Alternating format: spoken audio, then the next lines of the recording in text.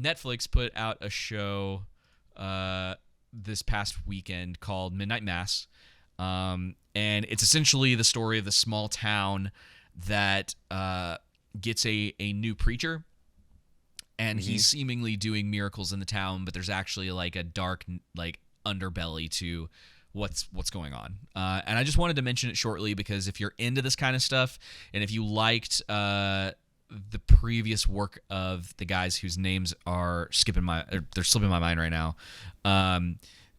They did Stranger Things? No, they did Haunting of Hill House, and they did Haunting of Bly Manor. So it's like the quote unquote haunting series is their thing.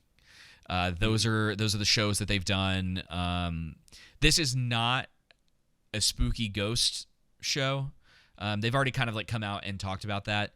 And one of the ways that I would describe this, just to, depending on who you are, you might find this interesting. It's a kind of it's got this mystery element to like what's really happening, but it also has this really interesting narrative of what happens to a community of churchgoers when the gospel is not the center of what they're doing, or when they're led astray by like a false preacher, false pastor.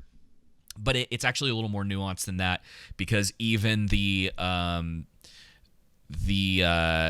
thing that is leading, like what's leading them away, there's sort of this other arc that kind of happens with that, and almost like a redemption thing with that as well. So it's kind of interesting. The ending is, I kind of thought, and obviously I'm not going to spoil anything because I want people to see it. I'll tell Joseph what's going on after the show, just so he kind of understands what I'm talking about.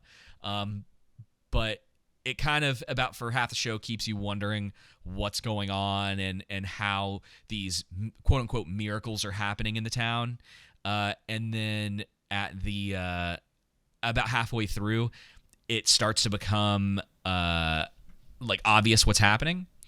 And I was just like, this is great. I was like, this is a great way of telling this sort of like gothic tale in a modern setting. Not everything works, but it's as far as I can remember, there's like, and I think I'm forgiving about some of the things that people might be a little too harsh on it being woke for.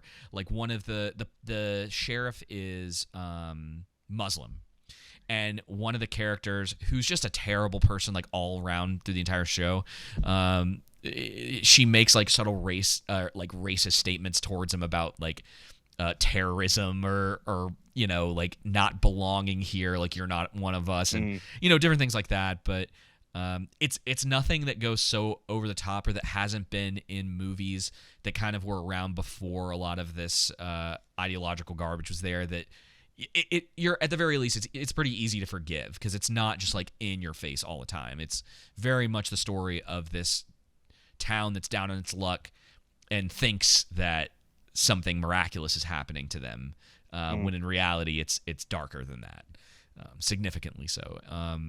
So yeah, it's pretty great. It's got see, if I say any more than that, I'm going to give away sort of the big sort of turning point in the show. When we'll you just find say, out, hey, this is going to be a spoiler. No. I'm going to tell you. I'll tell you afterwards. If you're into this type of show, if you like the previous shows, you're probably going to like this too. If you're Joseph and you have no taste, move along. You might as well have just skipped this. So that's all I got to say about that. And we're gonna move on to the next thing.